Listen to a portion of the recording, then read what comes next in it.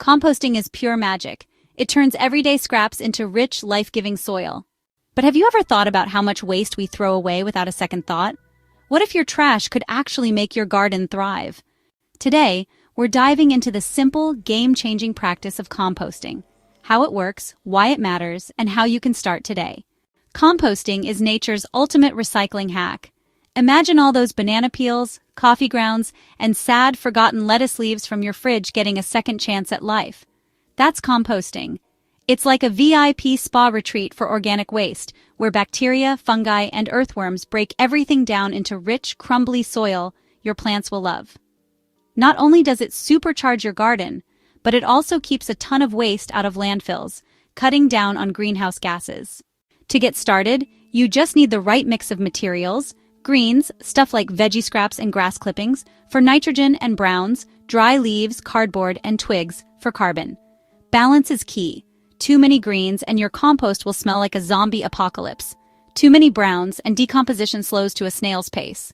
Some things should never go in, though. Meat, dairy, and oily foods invite pests, and diseased plants or chemically treated grass can introduce toxins. Keep it simple and your compost will thank you. Pick a good spot, somewhere with airflow, decent drainage, and a little sun to keep things cooking.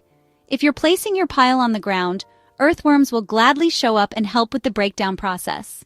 But if you're short on yard space, don't worry. Bins and tumblers work just as well, even on a balcony. Just make sure it's easy to access because you'll be making frequent trips to add scraps and turn the pile.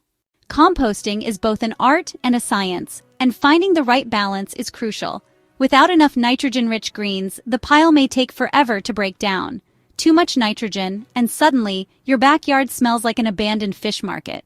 Browns help by keeping the structure loose and preventing everything from clumping into a dense, oxygen-starved mess. Speaking of oxygen, turning your pile regularly keeps it from getting soggy and smelly while speeding up decomposition. Aeration is the secret to keeping your compost happy.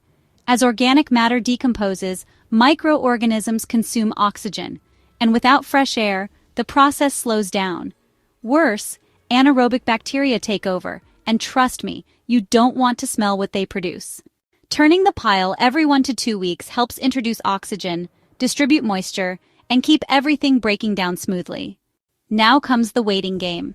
A well-maintained compost pile typically takes 2 to 6 months to transform into rich, dark humus, but several factors can speed things up. Smaller scraps break down faster, warmer weather accelerates decomposition, and regular turning keeps the process moving along.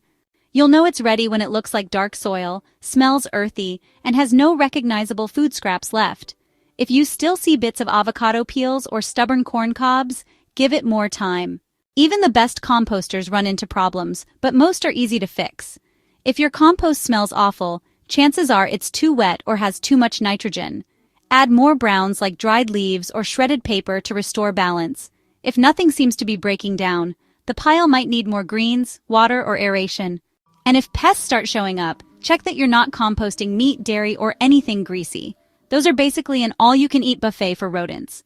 Not everyone has the space for a big compost pile, but that doesn't mean composting is off-limits. Worm bins, also known as vermicomposting, let you compost indoors using red wiggler worms, which turn food scraps into ultra-rich worm castings. Basically, plant gold. Bokashi composting is another great option, using fermentation to break down food waste with minimal odor. Even small-scale solutions can make a big difference. Once your compost is fully decomposed, it's time to put it to use. Mix it into garden beds to improve soil structure, spread it as mulch to retain moisture and suppress weeds, or blend it into potting mixes for container plants. If you want to go the extra mile, you can even brew compost tea. Just steep a handful of compost in water for a few days, strain, and use it as a liquid fertilizer. Composting is more than just a gardening technique, it's a small act that makes a huge impact. Turning kitchen scraps and yard waste into valuable soil means less landfill waste, healthier plants, and a greener planet. And let's be honest, there's something incredibly satisfying about watching your plants thrive in soil you made yourself. Whether you're composting in a backyard pile or a tiny worm bin under your sink, the process is a rewarding journey that teaches patience, balance, and just how cool nature really is. I'll leave you to discuss in the comments what's the weirdest thing you've ever composted. You can support us by subscribing if you haven't already.